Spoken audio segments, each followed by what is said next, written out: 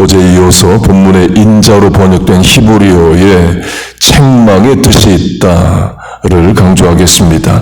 한글 성경이 인자로 번역한 단어를 영어 성경에서는 주로 love, 사랑으로 번역합니다. 예레미야서의 본문의 인자가 나오는데 전부 다 love, 사랑으로 번역됩니다. 그렇게 하나님은 사랑의 하나님이십니다. 그런데 그 하나님은 동시에 책망하시는 하나님이셔요. 본문의 인자, love가 레위기와 잠언에서는 reproach, 책망하다로 번역됩니다. 곧 하나님의 사랑에는 책망이 들어가 있어요. 히브리서 12장 주께서 그 사랑하시는 자를 징계하시고 그의 받으시는 아들마다 채찍질하심이라. 사랑과 책망은 동시에 있습니다. 그걸 에베소 교회로 예를 들겠습니다. 에베소 교회는 중요한 교회입니다. 사도행전에도 길게 언급이 되고 에베소서가 따로 있고 계시록에도 에베소 교회가 나옵니다. 에베소에 있었던 인물은 사도 바울, 디모데, 아볼로, 아굴라, 브리스길라입니다. 성경 밖의 교회 전승으로 하면 사도 요한과 예수님의 어머니 마리아가 살았던 곳도 에베소로 말합니다. 계시록 7교회 중에서 에베소가 가장 큰 도시였고 가장 큰 교회로 추정합니다. 사도 바울이 3번의 전도 여행으로 여러 도시를 방문하고 교회를 세웁니다. 곧 한 지역에 한 교회에 오래 못 있습니다. 데살로니가 교회는 한 달 미만으로 있었던 것으로 추정하고 고린도 교회는 1년 반 정도 있던 것으로 추정합니다. 그런데 에베소 교회는 3년이나 있었어요. 사도행전 20장 내가 3년이나 밤낮 쉬지 않고 눈물로 각 사람을 훈계하던 것을 기억하라로 바울이 3년이나 붙어서 훈계, 오늘 강조하는 책망과 같은 사랑과 책망으로 지도했던 곳이 에베소 교회입니다. 그리고 에베소를 떠나서도 에베소서를 써서 에베소 교인들을 신앙 지도합니다. 에베소서의 중요한 신학적 말씀으로 교회는 예수님의 몸이다. full armor, 전신 갑주, 창세전 예정, 세월을 아끼라 등의 많은 암송 구절이 있습니다. 그런 중요한 교회입니다. 그런데 계시록을 보면 예수님으로부터 책망을 받아요. 너를 책망할 것이 있나니. 내용은 에베소 교회가 예수님에 대한 사랑을, 첫사랑을 버렸다입니다. 잃어버렸다가 아니라 내다버렸다 이에요. 예수님은 계속 에베소 교회를 사랑하시는데 에베소 교회는 예수님에 대한 사랑을 버립니다. 당연히 예수님 책망하시죠. 사랑하시기 때문에 책망하시는 겁니다. 사랑하지 않으시면 심판만 하시는 거예요. 부모 자녀로 적용하면 자녀가 부모에게 야단 맞으면서도 부모의 사랑을 깨달아야 됩니다.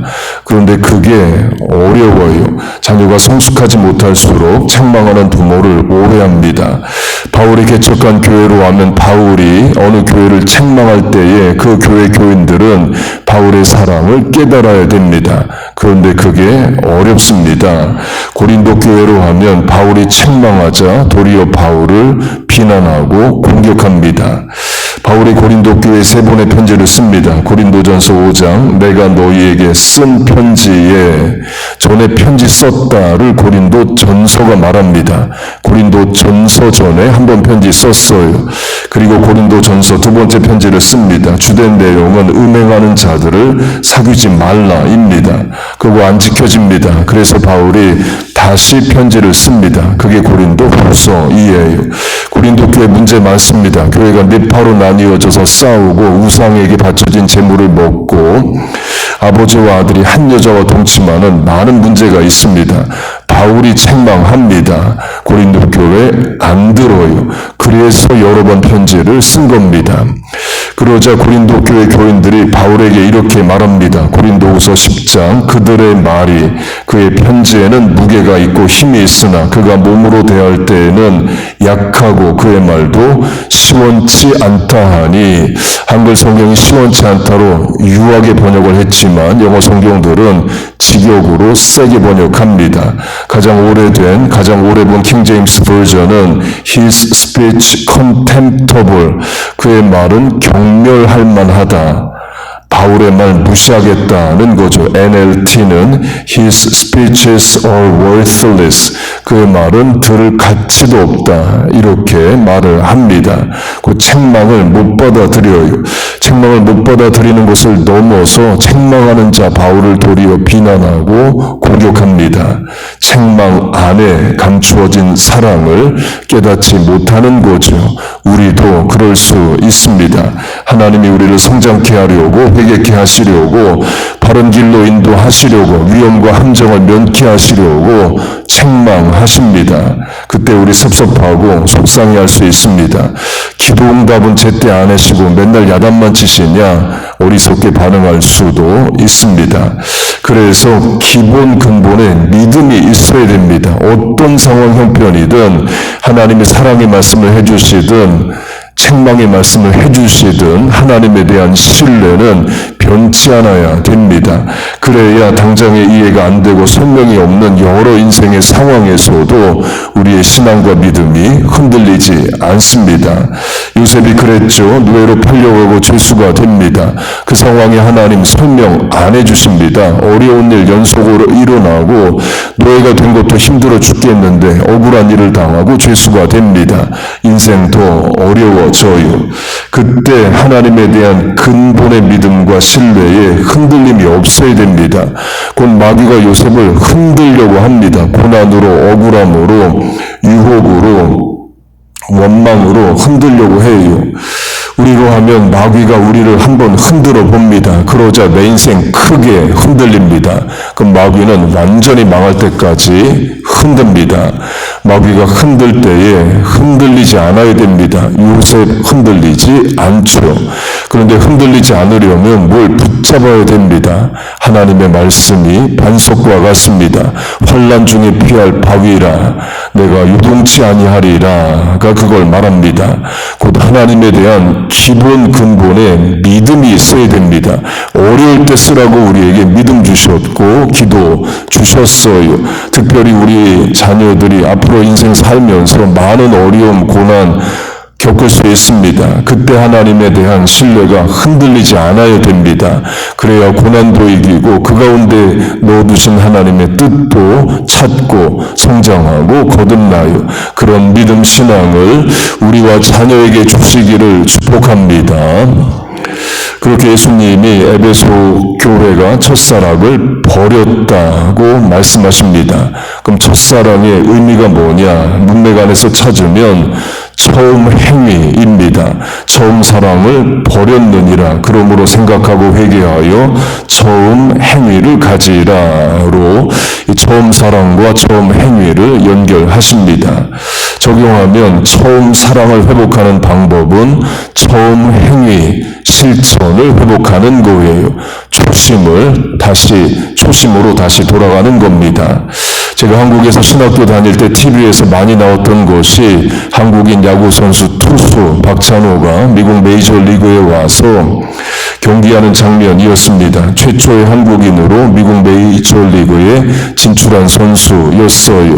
그 뒤로 많은 선수들이 왔고 또 류현진 선수도 한국인으로 미국에 왔습니다. 전에 류현진 선수 뉴욕 경기 왔을 때 이제 보기도 했습니다.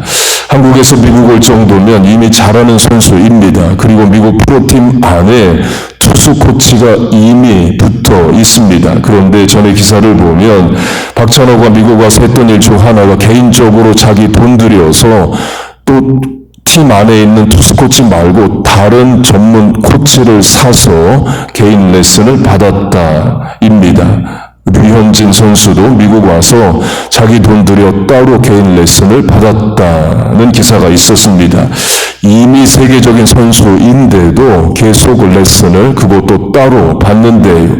그러면 그 코치가 아무도 못하는 신기한 기술을 가르쳐주는 거냐? 아니랍니다. 가장 기본적인 투수 동작, 공 던질 때 허리 흔들린다, 무릎 흔들린다와 같은 기본적인 투수로 갖춰야 할 것을 지적해 준대요. 책망과 훈계일 수 있죠. 책망 받으려고 자기 돈 들여서 합니다. 그런데 그거는 처음 야구할 때 이미 배웠던 거고 평생 했던 것이에요. 그런데 그 기본 근본을 계속 잘하기 위해서 따로 돈 들여서 개인 과외를 받는답니다. 세상 말로 하면 초심을 잃지 않는다. 물망초심, 초심 불망인 거예요. 계시록 말씀으로 하면 첫사랑, 처음 행위를 잃지 않는다입니다. 하나님이 40년 평범한 농부의 양치기로 산 사울을 이스라엘의 초대 왕으로 삼아 주십니다.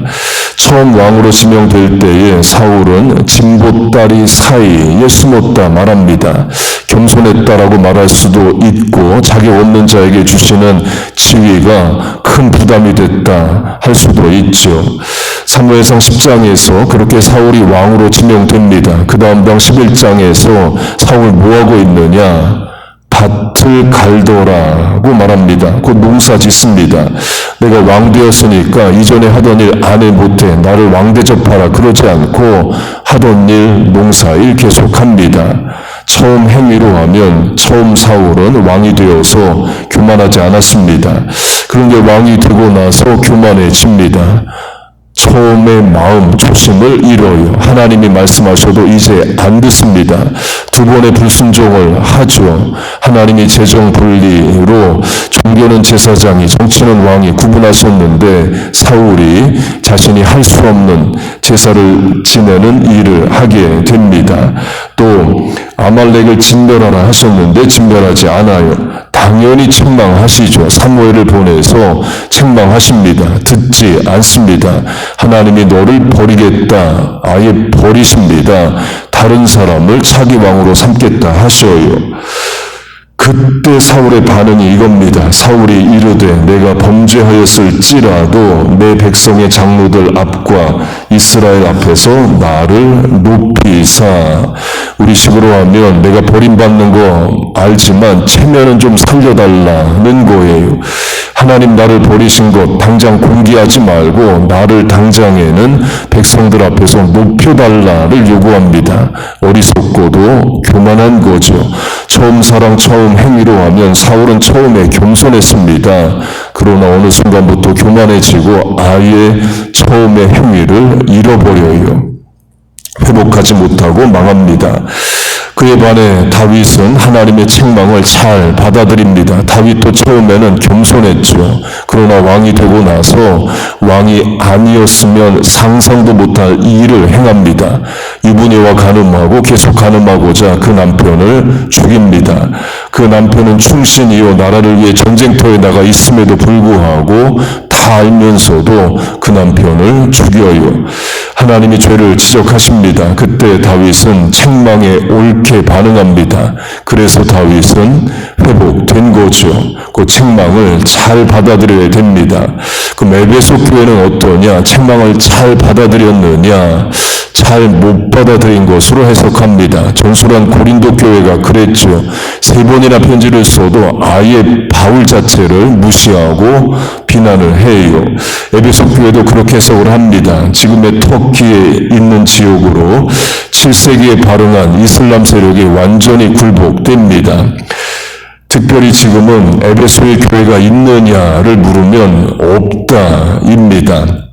사도행전에도 나오고 에베소서가 따로 있고 계시록에도 나오는 교회인데 바울이 가장 오래 붙어 있었던 교회인데 지금 에베소의 교회가 있냐 물으면 전혀 없다. 이에요. 오직 이슬람 사원만 있습니다. 우리 식으로 하면 어릴 때 교회 열심히 다니고 교회 학교 다니고 청년 때 교사하고 찬양팀 선교팀 했던 인원이 중년 장년 돼서 아예 신앙을 다 잃어버리고 내가 전에 교회 다녔었나 그 자체도 잃어버린 인생과 같이 됩니다.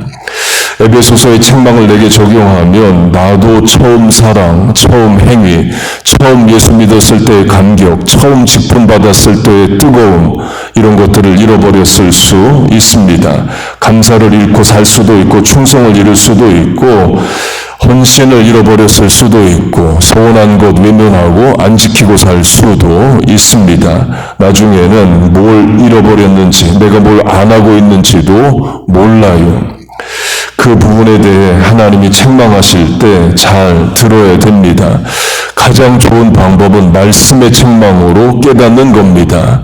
그 그게 가장 안전하고 좋습니다. 하나님은 오늘도 기록된 말씀으로 선포되는 말씀으로 우리를 책망하십니다. 잘 듣고 반응을 해야 됩니다. 그거 안 하고 못하면 질병, 실패, 고난, 환난으로 하나님 책망하십니다. 그러면 어렵죠. 우리와 자녀 모두 말씀의 책망 앞에 옳게 반응하길 바랍니다. 책망하시는 하나님의 말씀 안에, 상황 안에서 나를 향한 하나님의 사랑을 깨닫기를 바랍니다. 그렇게 우리와 자녀 교회를 깨닫게 하여 주시고 인도하여 주시기를 주의 이름으로 축복하고 축원합니다. 아멘. 기도하겠습니다. 하나님 아버지 늘 우리에게 말씀하시고 권면하시고 사랑하여 주시고 책망하여 주심을 감사합니다. 책망으로 바르게 또 거듭나 성장하게 하여 주시옵소서. 우리의 자녀들 부모의 책망을 잘 듣게 하시고 또 성도된 자로서 아버지 되신 하나님의 책망에 옳게 반응하게 하여 주시옵소서. 오늘도 우리에게 말씀하시는 하나님의 말씀 듣고 살게 하여 주옵소서. 하나님 없이 살 수 없는 인생들 새벽에 모였습니다. 하루 첫 시간 하나님 앞에 드리고 남은 시간 공간 결정 판단 만남에 하나님 함께 하시고 은혜를 내려 주시옵소서. 이 아침에 간구에 응답하여 주옵소서. 예수님의 이름으로 기도하옵나이다. 아멘.